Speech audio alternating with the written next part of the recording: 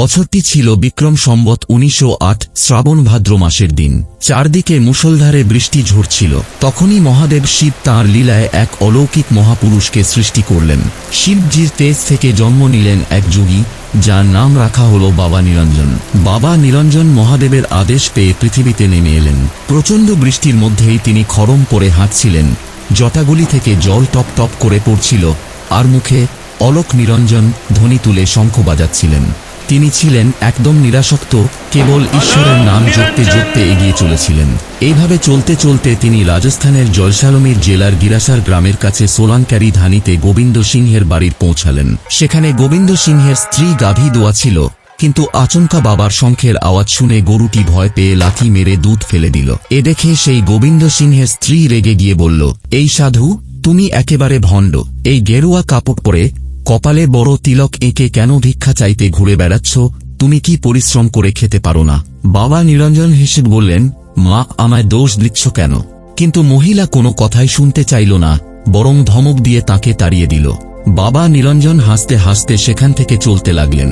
ঠিক সেই সময় দূরে ঝুপড়ির পাশে বসে থাকা গোবিন্দ সিংহের পিতা শ্রদ্ধে নাদর সিংহের চোখ পড়ল বাবার ওপর। তিনি দেখলেন তাদের বাড়ি থেকে সাধু মহারাজ খালি হাতে ফিরে যাচ্ছেন। তিনি ভাবলেন, নিশ্চয়ই গৃহের নারীদের বলা কঠোর কথার জন্য মহারাজ রাগ করে চলে যাচ্ছেন। তিনি দৌড়ে গিয়ে মহারাজের কাছে ক্ষমা চাইলেন এবং বললেন, মহারাজ, আমাদের গৃহস্থের মহিলারা যা বলেছে তার জন্য ক্ষমা করুন, ওরা অজ্ঞ। বাবা নিরঞ্জন কিছু না বলে মৃদু হেসে চলতে থাকলেন। কিন্তু নাদার সিংহজি এবং তার পুত্র গোবিন্দ সিংহজি তাকে অনুরোধ করলেন, দয়া করে আমার ঘরে আসুন মহারাজ। এ কথা শুনে বাবা নিরঞ্জন হাসতে লাগলেন এবং মৃদু হেসে গোবিন্দ সিংহজির সঙ্গে তার বাড়ির দিকে রওনা হলেন। সেখানে পৌঁছে বাবা নিরঞ্জন গোবিন্দ সিংহজিকে একটি নালা খনন করতে এবং একটি নিমের গাছ রোপণ করার নির্দেশ দিলেন। মহারাজের আজ্ঞা অনুযায়ী গোবিন্দ সিংহজি ঠিক তেমনটাই করলেন। গোবিন্দ সিংহ তাঁর স্ত্রী আদেশ মেনে চললেন এবং তাঁর প্রতি গভীর ভক্তি স্থাপন করলেন। উভয়েই আন্তরিকভাবে বাবার সেবা করতে লাগলেন। একদিন বাবা নিরঞ্জন আনন্দিত হয়ে গোবিন্দ সিংহজিকে বললেন, আমি তোমাদের এই সেবা প্রবৃত্তিতে অত্যন্ত সন্তুষ্ট হয়েছি। চাও, তুমি কি চাইছ? যদি আজ রাজ্য সিংহাসনও চাও তাও পাবে। গোবিন্দ সিংহ বিনীতভাবে বললেন, যদি আপনি কিছু দিতেই চান, তবে আমার বাড়িতে কোনো সন্তান নেই, দয়া করে আমাকে সন্তানের সুখের আশীর্বাদ দিন।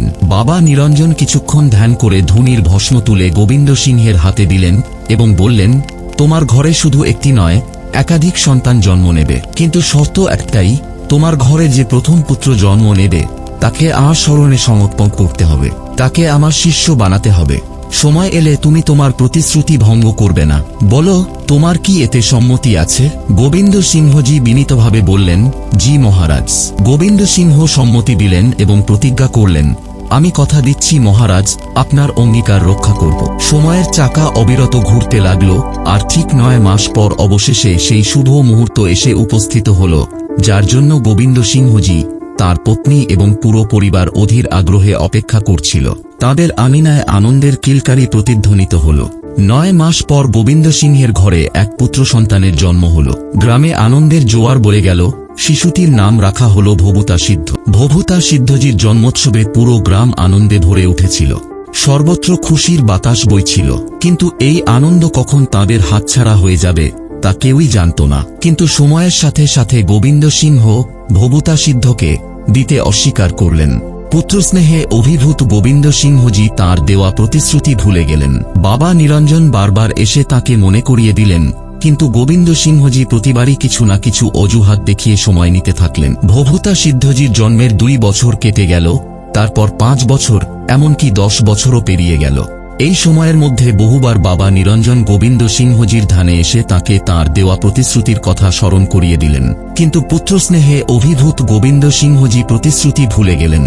এটা মনে হয় বাবা নিরঞ্জনের সৃষ্টি করা মায়ারই ফল ছিল, যা গোবিন্দ সিংহজিকে প্রতিশ্রুতি পূরণ করতে বাধা দিচ্ছিল।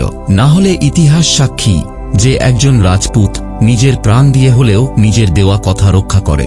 কিন্তু বাবার উদ্দেশ্য তো কিছু অন্যই ছিল।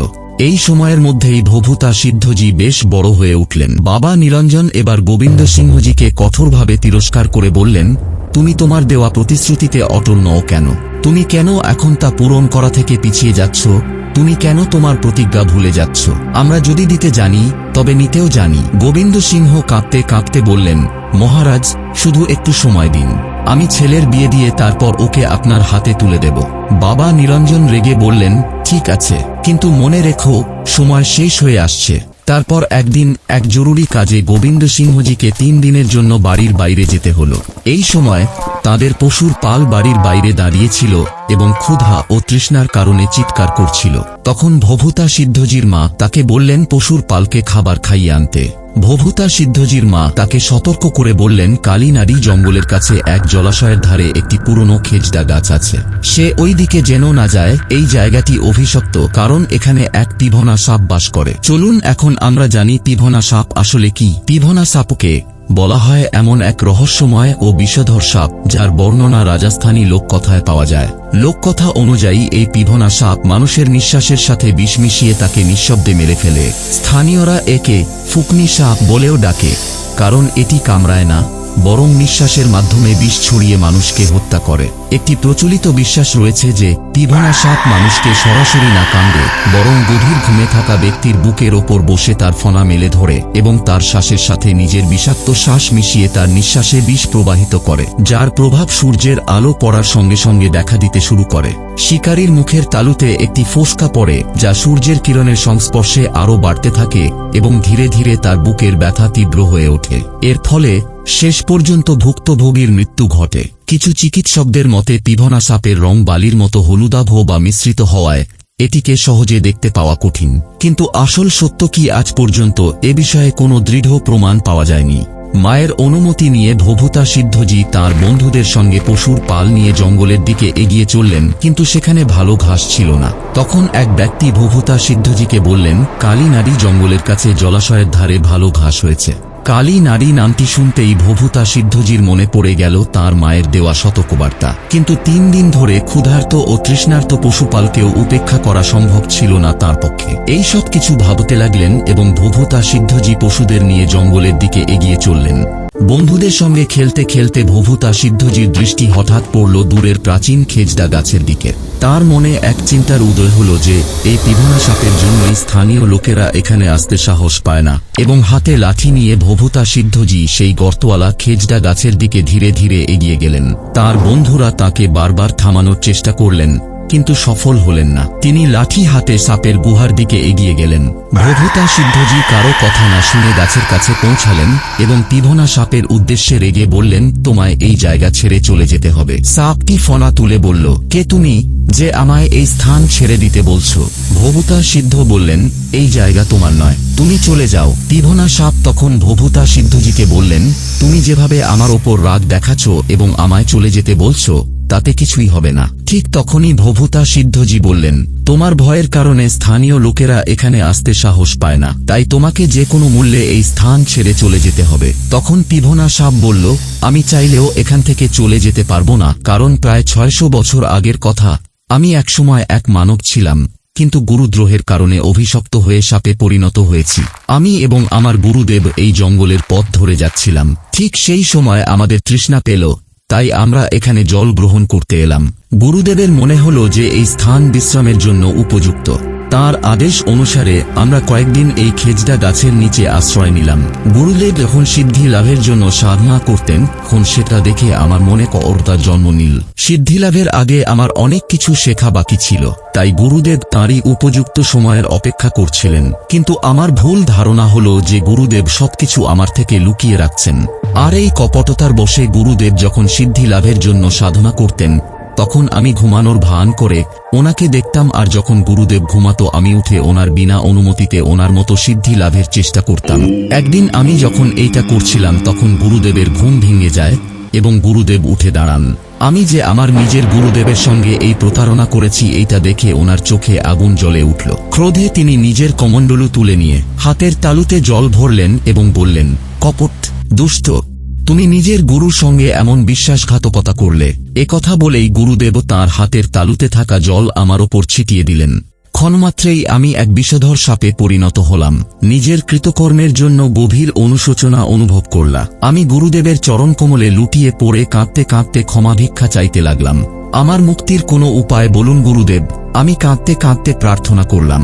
গুরুদেবের ক্রোধ একটু শান্ত হলে তিনি বললেন, ঠিক আছে, যদি কোনো ব্যক্তি স্বেচ্ছায় তোমার হাতে প্রাণ বিসর্জন দেয়, তবেই তুমি চিরতরে এই অভিশাপ থেকে মুক্তি পাবে। ভবুতা সিদ্ধজি সমস্তটা শুনে বললেন, আমার এখানে এসে তোমার সঙ্গে দেখা হওয়া শুধুই কাকতালীয় নয়। ভবুতা সিদ্ধ বললেন, আমি আমার জীবন তোমার মুক্তির জন্য উৎসর্গ করব। সাপ বিস্মিত হয়ে বলল, তুমি মরতে ভয় পাচ্ছ না? ভবুতা সিদ্ধ মৃদু হাসলেন এবং বললেন, আমার মৃত্যু যদি তোমায় মুক্তি দেয় তবে আমি প্রস্তুত। আমি স্বেচ্ছায় আমার প্রাণ দিতে প্রস্তুত যাতে তুমি মুক্তি পাও। কথা শুনে পিভনা সাপটি বলল, তুমি মৃত্যুকে ভয় পাও না ভবুতা? তোমার মা ঘরে বসে তোমার অপেক্ষা করছে। তখন পিভনা সাপ বুঝতে পারল যে এটি কোনো সাধারণ মানুষ নয়, বরং সম্ভবত এক দেবত্বপ্রাপ্ত পুরুষ, যিনি তাকে এই অভিশাপ থেকে মুক্তি দিতে এসেছেন। পিভনা সাপ ভবুতা সিদ্ধকে ছোবল দিল এবং তার সামনে হাত জোর করে কৃতজ্ঞতা প্রকাশ করল। তার বন্ধুরা যখন দেখল যে পিভনা সাপটি ভবুতা সিদ্ধজির প্রাণ কাটছে, তখন তারা তাকে বাঁচানোর জন্য ছুটে গেল। কিন্তু তখন অনেক দেরি হয়ে গেছে। নিজের শেষ কয়েকটি শ্বাস নিতে নিতে ভবুতা সিদ্ধজি তার এক বন্ধুর হাত ধরে বললেন, আমার মা বাবাকে বলবে আমি কথা রক্ষা করলাম। গ্রামে শোকের ছায়া নেমে আসলো। অনুমতি পেয়েই ভবুতা সিদ্ধজির এক বন্ধু আতঙ্কিত হয়ে তার বাড়ির দিকে ছুটে গেল। বাড়িতে পৌঁছে সে সব ঘটনা তার মাকে বলল। সব শুনে তার মা যেন শোকে পাথর হয়ে গেলেন। তিনি বুক চাপড়ে কাঁদতে কাঁদতে ভবুতা ভবুতা বলে চিৎকার করতে করতে কালী নারীর দিকে দৌড়ে গেলেন।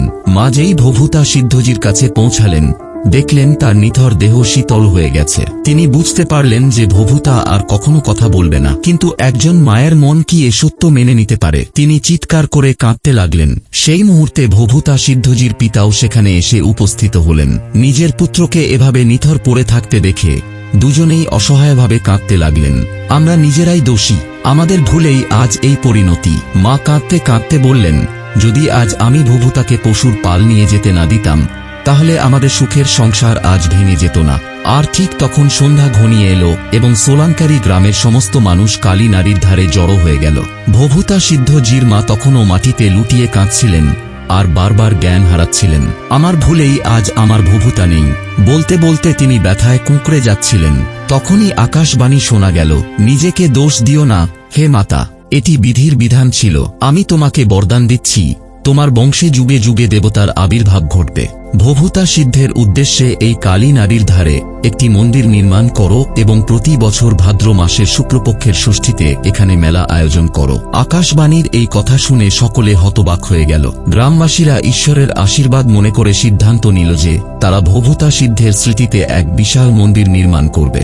সেই দিন থেকেই প্রতি বছর ভাদ্র মাসের শুক্ল ষষ্ঠীতে এখানে বিরাট মেলা বসে আর হাজার হাজার ভক্ত ভবুতা সিদ্ধের আশীর্বাদ লাভ করতে আসে। সোলাঙ্কারি গ্রামে আজও তাঁদের পবিত্র স্থান বিদ্যমান, যেখানে ভক্তরা প্রার্থনা করতে যান এবং আশীর্বাদ গ্রহণ করেন।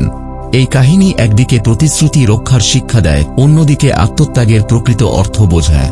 ভবুতা সিদ্ধের আত্মবলিদান চিরকাল মানুষের মনে অনুপ্রেরণা হয়ে থাকবে। যদি আপনার এই ভিডিওটি মন থেকে পছন্দ হয়, যদি ভালো লাগে, তাহলে এই ভিডিওটি লাইক করুন এবং অবশ্যই চ্যানেলটি সাবস্ক্রাইব করুন।